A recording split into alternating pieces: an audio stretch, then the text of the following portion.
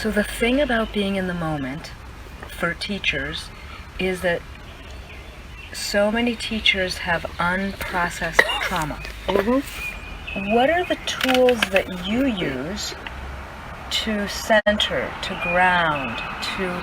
Because one of them is immediate self-care. Somebody's coughing, immediately. Yeah. You know? And sometimes we don't do that because we're teaching, we're with the kids, and it's like, oh, that can wait. Mm-hmm. But, so what are these things that we do that are like really giving us a good space? Yeah. You know? Yeah. I mean, at first, do you need a hug? Yeah. Yeah. Mm-hmm.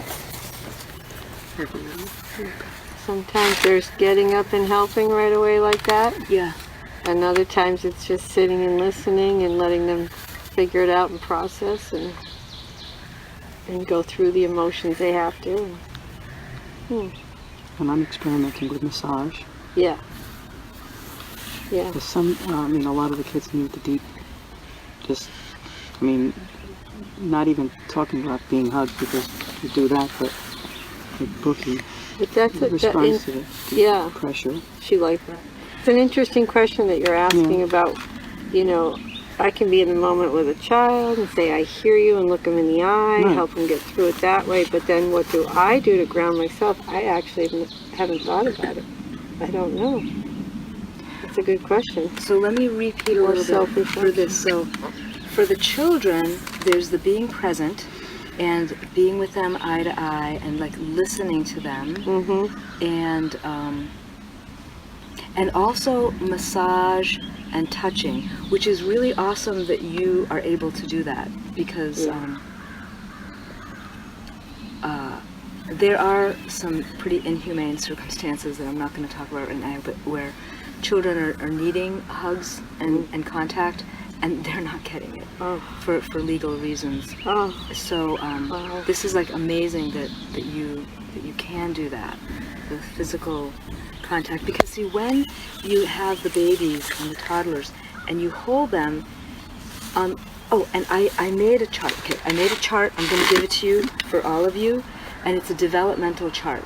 But what happens is like with the babies, when you hold them, what they're getting in their bodies is they're getting the vibration of being safe and held, right?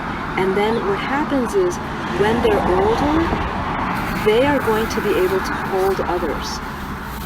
And they're also going to be able to remember the feeling of being safe and held, and they're going to be able to just automatically bring it in when they need.